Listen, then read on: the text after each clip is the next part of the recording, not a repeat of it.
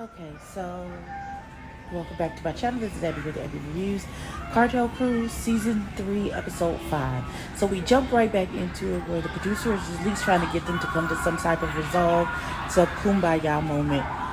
This girl comes out with a shitty attitude, a shitty apology, like you should be over it because I'm apologizing now and it happened 2 years ago. Well, I haven't spoken to my dad in 2 years because of this. You saying what you said on national TV put me and my family in danger. That's not something that you speculate on. That's not something that you put your mouth on if you don't know nothing about what you're talking about. And she just like, well, it's something I shouldn't have said on national TV to my best friend. No, it's something that you shouldn't have said, period, point blank. That's the end of the sentence. You don't know that child's family to be running your mouth in that type of manner. You could have got somebody killed, but you don't seem to care. You just want it to be over, so you good. And she was like, that's cool. I'm not going to say Stephanie is not dramatic because she's dramatic as fuck. She's extra as fuck. She does too much all the time. But in this instance, too much is what is required. Too much is what is required for this type of shit. So I am 100% on Stephanie's side in this particular instance. Now all that other extra bullshit she do, I can't get with. But in terms of when it comes to this and the repercussions that she's still facing for something that she did not do, but what that girl said in regards to her family, yeah. And it wouldn't be no we cool, we good. I just don't fuck with you. I just can't mess with you. I see how you move. And now I'm moving out your way because I can't do this with you. And then she would have rolled her as she lucky because I would have, to forget all of that, I would have jumped right across there and knocked her slam out. Knocked her knocked her out. I knew Diana was full of bullshit when she pulled that goddamn baby shower, introduced you to my boyfriend bullshit. But how you gonna say I charged at her, but I'm the victim? You charged at her. She threw something in y'all general direction and a shard of glass cut your finger. So you run and charge at her like you big rah-rah, and she met you with the same energy, and then all of a sudden you're the victim. Go sit down, girl. Go sit all the way the fuck down. Ain't nobody got time for your bullshit. Nobody has time for your foolishness. Child Maria done fell for the okie doke and signed the damn prenup. That's fine. That's just fine. I'm still stuck on why people are like, oh, Diana said the same shit. She's like, oh, she said in one breath, you don't talk about people snitching. People get killed for that. But she's like, but it was a comment said 2 years ago. Talking about people or saying somebody's a snitch is punishable by death in y'all circle. Why is everybody treating it like it's not something serious? Like pick how you want, how you gonna play this. Pick how it's gonna be. You can't have it both ways. So the guys get together, Eddie, Michael, and Michael's friend, the business partner who came up with the prenup, and they're sitting there having a conversation. He tells them that she signed the prenup, and he's like he can never become a U.S. citizen because he's the direct descendant of a known drug trafficker, and they're talking about expungements and early releases and all of those things they're trying to do, to get their life back in order. And Michael said he can't travel more than 90 miles off of U.S. soil or it'll be considered self-deportation and he won't be allowed back in.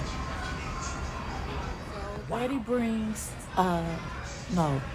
Diana brings Betty over to her house to talk to her kids to try and get a person with a first-hand experience of gun violence, accidental gun violence in the death of her sister, to get them to understand the consequences that could be of their actions.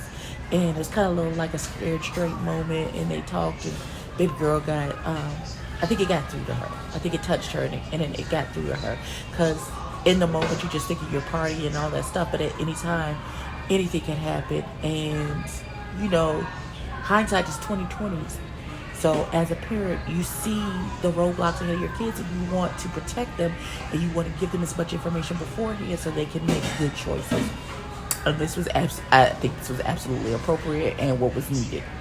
Because kids sometimes their parents are always trying to, talk to them and guide them, and kids start to tune out that part from their parents But if you get someone else who's lived that experience come in and talk to them, then they can break through all of that teenage angst and unbotheredness and just reckless abandon with their lives and their decisions that they're making because they think they have forever and nothing ever bad will ever happen to them. So I thought it was very appropriate.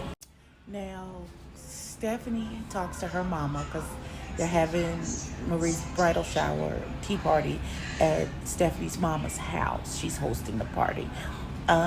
And she tells her about how she went off on the girl and everything. And her mother says, I don't want you to hold any hate in your heart. We know that it's not true, and time will tell that it's not true. You don't have to be this girl's friend, but you forget, and leave it alone. Don't keep harboring that hate because it's just going to do damage to you. Which is wise words from her mama.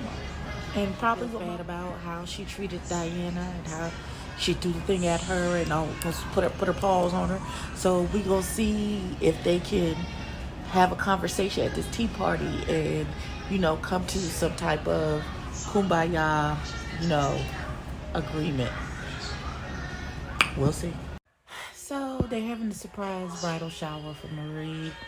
Everybody's acting like they got some sense. There's a couple catty comments every now and then, but nothing like nobody gonna throw something across the table or jump across the table and do nothing to nobody. Marie, tattoo baby, told Marie they was going to pick up Stephanie from her mama's house to go to the gym, so they were dressed in gym clothes to carry out the surprise, and she was completely shocked. They had an outfit for her to change into. It was super cute. She cried. Tattoo baby was like, we know your family is not going to be here, but we want you to know we can count on us. It was all that good sisterhood. We love you. So, as they're doing the bridal shower and they're doing toast and stuff, Stephanie takes the time and apologizes to everyone sincerely about her actions the other night and how, her issues with Allie. She doesn't have an issue with anyone, even Diana, even though they almost got physical. She sincerely apologized and she was like, I am not going to be the one that ruins events anymore. I'm going to calm down. I'm going to get my life together. We'll see how far that goes. So, Stephanie and Diana have a side conversation where they both, she apologizes again and, they're just having a kumbaya moment. And Diana is like, I just want to show my girls something different.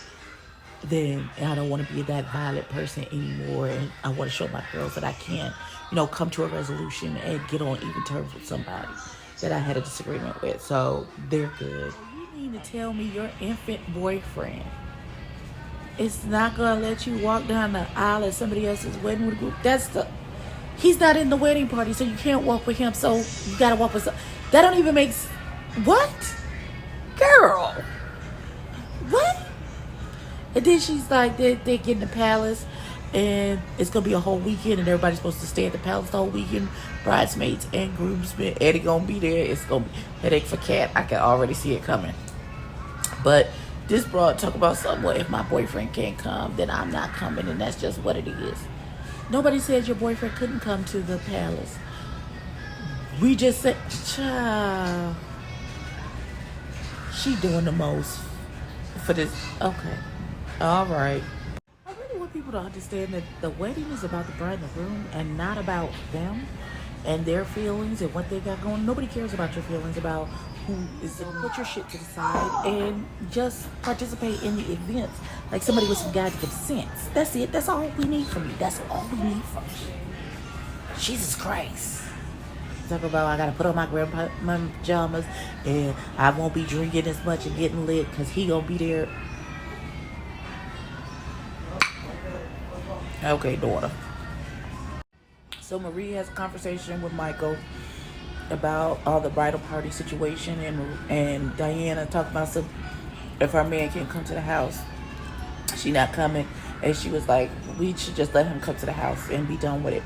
And Michael is like, well, I don't know this man, and I've heard that he's still out in the streets, and I can't be associated with anything like that. Magic is trying to expunge his record. The other baby, Eddie, is trying to get his early release. He's like, I told us we was going legitimate. This young man is still in the streets. I don't have time for that. Like, if she has an issue. That's absolutely right. Don't jeopardize your freedom and what you got going on just to make this. Listen, I need them. Do better. Do better. Michael is absolutely correct. And if she has an issue with it, then so be it. And that's how the episode ended. Yeah, I don't know how this is gonna work. Seems like a recipe for disaster, but I hope everybody can act like they got enough sense for these people to get married. But this is my review and recap for Cartel Cruise Season 3, Episode 5. Please like the video. Comment, subscribe. I'll catch you in the next one. Peace.